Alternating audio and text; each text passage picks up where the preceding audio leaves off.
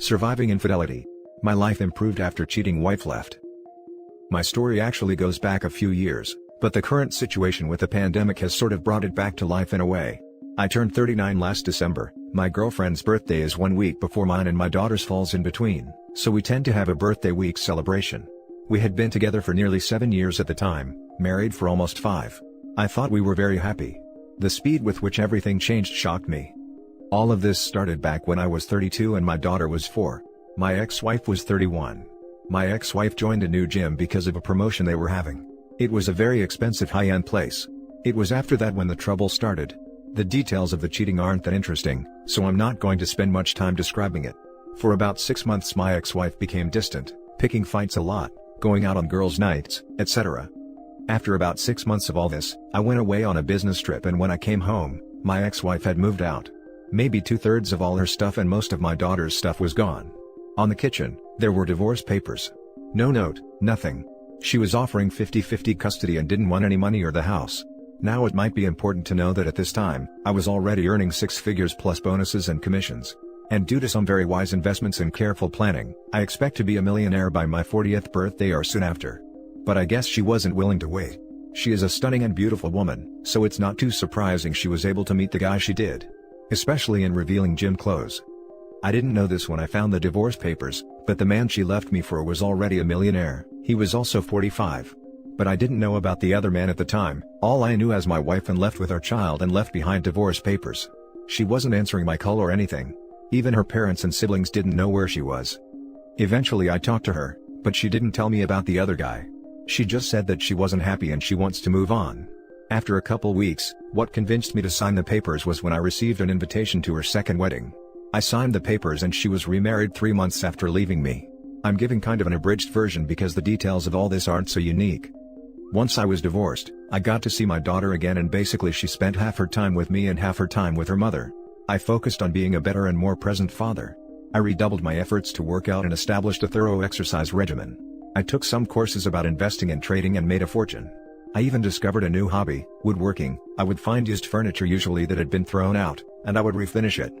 Eventually I started dating again. But it was nothing too serious. I was more concerned with having another woman around my daughter. She never really warmed up to wife's second husband. My daughter often said that he tolerated her, but that was it. She didn't use those exact words, but that's what she described. Eventually I met my current girlfriend. We've been together about 3 years now, living together for 2. My girlfriend is from Thailand and is 10 years younger than me. She studied therapy and worked in a spa. Her and my daughter get along great, and my ex-wife is very jealous. My girlfriend and daughter enjoy spending time together in a way I don't think my ex-wife has experienced. For example, girlfriend and daughter both have long hair and enjoy watching videos online on how to make very elaborate braids and hairstyles. My daughter enjoys this more than the expensive toys my ex-wife is always buying. Time for the plot twist. 2020, and the pandemic were not kind to my ex-wife's new husband. He worked as a business consultant and lost about 75% of his clients when the companies wanted to save money. They might hire him again in the future, but now it's tough. He still has plenty of money, but he was essentially living paycheck to paycheck. Furthermore, it turns out he was also heavily in debt. I don't know all the details, but I've heard he has hundreds of thousands of dollars in credit card debt, as well as outstanding loans. He had to sell his house and they moved into a condominium. He had sell off a lot of his assets to cover most of the costs. He is still comfortable, but their lifestyle took a drastic downgrade. The upside for me, my girlfriend, and daughter, is that my daughter has been living with us full-time for nearly a year. I happily volunteered to take her while they were dealing with their financial situation. The 3 of us have already visited my girlfriend's family in Thailand, and after the pandemic situation is over, we are going to go back and have a wedding in Thailand. We are tentatively planning on relocating there. My daughter visited Thailand with us and we haven't fully talked about it, but she is excited about living in Thailand with us. She has even started taking Thai language lessons online. I don't know how this will work exactly, and it's not like it will happen tomorrow, but I guess I'll just have to wait and see what happens. Anyway, that's my story. I hope it can help as a source of encouragement and motivation for people going through something similar. Remember that things can get better even after a bad situation. Now for the top comments. Be sure to send your ex a wedding invitation. Yeah, laughing my butt off. That would be great. Thai girlfriend/wife. You know you will be the financial provider for her Thai family and more. Listen to above comment. I hate to be negative, but I've lived in Thailand and have family there. You wouldn't believe how many expats live there and are married to Thai women, and basically supporting their whole family. Protect your assets and get a prenup. If not for you, then for your daughter's future inheritance. Aside from that, glad you were able to bounce back from a terrible situation and thrive. Her affair partner did you a huge favor. The divorce would have cost you a lot more if she waited a few years or wasn't in a rush to get divorced. The best revenge is sitting back, waiting, and watching their shiny new life crumble. I bet your ex is full of regrets, haha. Now for the next story. Private investigator caught my wife cheating the past 4 days. I caught my wife cheating for the past 4 days. Suspected for months, finally confirmed. She went to the guy's house today for an hour and 20 minutes. I won't go into details because they are too painful right now. I meet with a lawyer tomorrow as I plan on filing for divorce. We have 4 kids together, and a stepdaughter I have raised since 4. I feel so bad for my kids, but she has pied at every turn, and only tried to make me out as the bad guy for suspecting her. I am a good father and a great husband. I just don't understand why this is happening. I am 4 years younger than her, in great shape, and have always been there for her. Why do people do this? I hope my children will be alright. I am confused because I am still madly in love with my wife. I have been on top of my husband game, even reading books and carrying out the advice. Why is there such cruelty in this world? I have been reading this forum for days now and have to say thank you to all the kind souls that give great advice here. This forum has been a huge help. Thank you in advance for giving a damn. Now for the advice before the little update. Please take heed this advice. You will confront her finally with proof. She will bring the waterworks and beg for forgiveness. See past it. Don't allow the love you still have for her distort your thinking. Good luck. She isn't sad she did it, just that she has been made. For the love of God, don't tell her you know until the last day of divorce or mediation. You need to blindside her and her lawyer. My ex's lawyer got blindsided harder than my ex did. They don't want to tell the truth. Not to you and not to a lawyer. My lawyer would lay down a picture of my ex with a man, and then she'd say, was this guy just one time? I suppose this other guy was just one time too. Was it one time on this day and just the one time on that day and then one more time on this day? Ex's lawyer almost walked out on her. Play your cards when you're at the poker table. For your info, you seem resolute in your course of action, and for that I salute you. Be forewarned, the moment you hit her with divorce papers, she very possibly could shift gears. Expect denial, tears, screaming, yelling, apologies, speaking in tongues, attempts at intimacy, whatever. Listen up and listen good. She is not upset you are divorcing her, she is upset she was caught. Good luck OP, and keep us posted. Hey mate, sorry you are here. Please remember her actions are no reflection on you. You could be a perfect partner, but some people are just broken. Take care of yourself and your mental health. Don't confront her until you have your plan of how you want to proceed. After speaking with a lawyer, be prepared for her gaslighting, minimization and blame shifting. Do not allow her to manipulate the facts. You'll realize all cheaters work from the same handbook. This is sure to be an emotional ride, so get some support from a trusted family member or friend who can keep your secret until your plan is ready to actions. Work out, run, go to the gym. Whatever you do to help you work through stress, as the process between discovery and confrontation can really take its toll. Wishing you the best. You and your kids deserve better than what you've been given. Now for the little update. I filed for divorce today and then cleaned out the bank accounts. I left $100 in our joint checking. She thought I was out of town for work and went over to his house again. I got that too. She had no clue. For some reason I asked her to sleep with me before I disclosed that I knew. Afterwards I asked her if she was ready to be honest. She said, about what? I told her the affair. She never cried. She was just sorry that she got caught. She told me she felt like he was her friend and that they only had intercourse twice. Such a liar. I recorded the convo after that where she admitted to it again. She got angry when I told her I want half of the house. She threatened to do things I won't like if I insist on that. I told her I loved her and would still be there for her. She didn't care, only about the house. This is a messed up world. She gave me some details like that they started talking at the Little League fields. Next story. 2 years post-affair, affair partner is now a part of my kid's life and it's hell. Anyone out there who's learned to cope and live a free life? I'll try to be as brief as possible. Recap of what's gone down. Happily married, almost too happily in hindsight, for 7 years, together for 10. Had 2 beautiful daughters that are my whole world. Renewed our vows, had a ceremony, she cried and put on a whole sweet show. It was a very special day. She started going to the movies by herself a few weeks later. Caught her having an affair. Found out she'd exchanged hundreds of messages a day with her AP, including around 400 on the day of our vow renewal. After being caught, she separated, said she was never happy, and more or less left me with our daughters. Kept having the affair for months and months. Acted like she ended it, went to therapy, but she was unrepentant and just mean.